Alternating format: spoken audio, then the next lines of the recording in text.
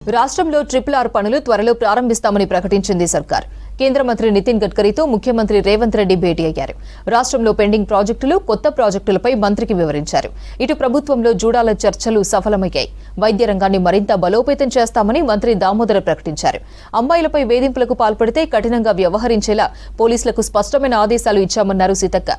ఇటు బోనాలకు ఏర్పాట్లు చేస్తోంది సర్కార్. దీనికోసం 20 కోట్లు రిలీజ్ చేసింది.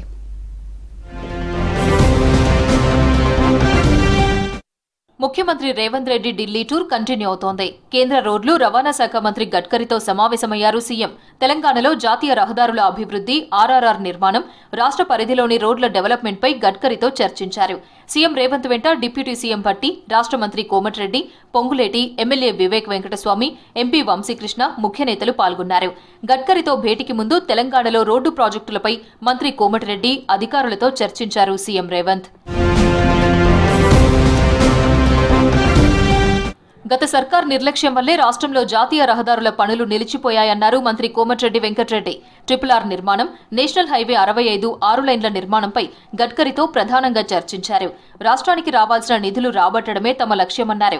2016లో ప్రకటించిన ట్రిపుల్ ఆర్ నిర్మాణాన్ని గత సర్కార్ మర్చిపోతే తమ ప్రభుత్వం వచ్చాక కదలిక మొదలైందన్నారు. యుటిలిటీ ఛార్జీలు భరిస్తామని కేంద్ర మంత్రికి చెప్పామన్నారు Komatireddy.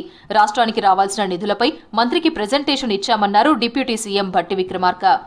Triple R regional ring road అది ఒక పెద్ద వరంగా తెలంగాణ రాష్ట్రానికి మారబోయేటువంటి ఆ ప్రాజెక్టు సంబంధించి లోతుగా దానికి కావాల్సిన పూర్తి సమాచారం వారికి అందించి కేంద్ర ప్రభుత్వం నుంచి సానుకూలంగా దానిపైన పూర్తి నిర్ణయాలు చేసేటట్టుగా రాష్ట్ర ప్రభుత్వం ఈరోజు వారిని కోరటం, వారు అంగీకరించడం జరిగింది. రాష్ట్రంలో గత 5 సంవత్సరాలుగా కేంద్ర నేషనల్ హైవే ఫండ్స్ అతి తక్కువ రాష్ట్రాలకు వచ్చిందంటే అది తెలంగాణకి. ప్లస్ దాంతోపాటు శాంక్షన్ అయిన దాన్ని కూడా ల్యాండ్ ఎక్విజిషన్ కానీ ఇతర సమస్యలని పరిష్కరించకుండా అప్పటి ప్రభుత్వం, రాష్ట్ర ప్రభుత్వం పెడచెవిన పెట్టడంతో ఎక్కడికెక్కడ పనులు ఆగిపోవడం కానీ 2016లో ఇన్ ప్రిన్సిపల్ అనౌన్స్ చేసిన రీజనల్ రింగ్ రోడ్ 2008లో ఎంఓయూ చేసుకొని ఆ తర్వాత దాని గురించి మర్చిపోతే గత 6 మాసాల కింద వచ్చిన మా ప్రభుత్వంలో అప్పుడు కొద్దిగా ప్రాసెస్ స్టార్ట్ చేసినాం. తెలంగాణ ఐకానిక్ గా ఢిల్లీలో తెలంగాణ భవన్ ఉంటుందన్నారు మంత్రి కోమటిరెడ్డి వెంకటరెడ్డి. 2 నెలల్లో ఢిల్లీలో తెలంగాణ భవన్ కు టెండర్లు పిలుస్తామని చెప్పారు. త్వరలో అనుమతులు పొందేందుకు ప్రయత్నాలు చేస్తున్నామని తెలిపారు. హైదరాబాద్ హౌస్ పక్కన తెలంగాణ భవన్ నిర్మాణం ఉంటుందన్నారు మంత్రి. మీ అందరికీ తెలుసు, నేను చార్జ్ తీసుకున్న 3rd డేనే తెలంగాణ భవన్ రావడం జరిగింది. తెలంగాణ భవనం లేదు, ఇంకా ఆంధ్ర భవన్ అనే పిలుస్తున్నాం.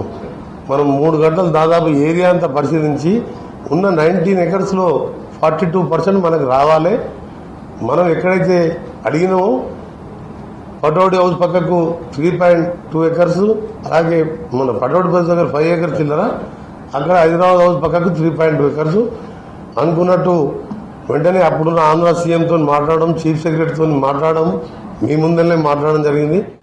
కామన్ మ్యాన్ ను ప్రైవేట్ హాస్పిటల్స్ దోచుకుంటుంటే చూస్తూ కూర్చోలేమన్నారు వైద్యారోగ్య శాఖ మంత్రి దామోదర రాజనరసింహ. జూనియర్ డాక్టర్లతో చర్చల తర్వాత మాట్లాడిన దామోదర జూడాల ప్రతి సమస్యను పరిష్కరిస్తామని చెప్పారు. మెడికల్ కాలేజీల్లో ఉన్న సమస్యలను జూడాలు 10 రోజుల క్రితమే తమ దృష్టికి తెచ్చారని చెప్పారు. స్టైఫండ్ గ్రీన్ ఛానల్ కోసం మొన్ననే 406 కోట్లు ఇచ్చామన్నారు దామోదర. హాస్టల్స్ కోసం మరో జీవో ఇచ్చామని చెప్పారు. ఉస్మానియా కొత్త బిల్డింగ్ పై ప్రభుత్వం కమిటెడ్ గా ఉందన్నారు. ఆ డిస్కషన్ ప్రతిఫలమే మొన్న సుమారు 406 కోట్ల రూపాయల బీఆర్ఓ. ఇది చరిత్ర. ఇది తెలంగాణ జూడాసే కానీ, హెల్త్ డిపార్ట్మెంటే కానీ, మేమే కానీ ముఖ్యమంత్రి గారు ధన్యవాదాలు తెలియజేయాలి. వారికి ఆ ఇంటెన్సిటీ, సీరియస్నెస్ అర్థమైంది. లేలే మనం ఇమీడియట్లీ బీఆర్ఓ రిలీజ్ చేసేద్దాము. సుమారు 406 కోట్ల రూపాయల జీవోని రిలీజ్ చేసారు వారు. నిమ్జ్ ప్రాజెక్ట్ అనేది ఒక అద్భుతమైన ఆలోచన అన్నారు ఆరోగ్య శాఖ మంత్రి దామోదర రాజనరసింహ. నిమ్జ్ ప్రాజెక్టుతో 3 లక్షల మంది నిరుద్యోగ యువతకు ఉద్యోగాలు వస్తాయన్నారు.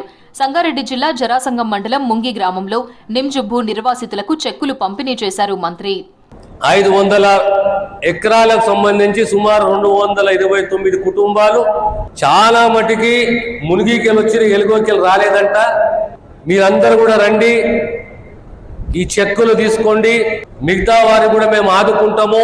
ఇక్కడ అన్ని పరిశ్రమలు వస్తే రేపొద్దున సుమారు 2.5 లక్షల మంది నిరుద్యోగులకు ఉద్యోగ అవకాశాలు వస్తాయి. అమ్మాయిల వైపు చూడాలంటే మానవ మృగాలు భయపడేలా చేస్తామన్నారు మంత్రి సీతక్క. నిమ్స్లో చెంచు మహిళను పరామర్శించిన మంత్రి వైద్యం అందుతున్న తీరును అడిగి తెలుసుకున్నారు. నిందితులు ఎంతటి వారైనా వదిలే ప్రసక్తి లేదన్నారు. అమ్మాయిలను వేధించిన వారిని కఠినంగా శిక్షించేలా పోలీసులకు పూర్తి స్వేచ్ఛనిచ్చామని చెప్పారు సీతక్క. గంజాయి మత్తులోనే ఈ అఘాయిత్యాలు జరుగుతున్నాయని వాటిని పూర్తిగా నిర్మూలిస్తామన్నారు. అత్యంత ఒక ఫ్యూడల్ భావజాలంతో కూడినటువంటి మెంటాలిటీతో చేసినటువంటి ఘటన. దీన్ని తీవ్రంగా ఖండిస్తూ ఉన్నాం. మేము కూడా ఇప్పటికే ఆ నిందితులు ఎవరైతే ఉన్నారో మరి అటెంప్ట్ మర్డర్ కానీ అదేవిధంగా SC/ST కేసు కానీ ఇవి కూడా పెట్టడం జరిగింది.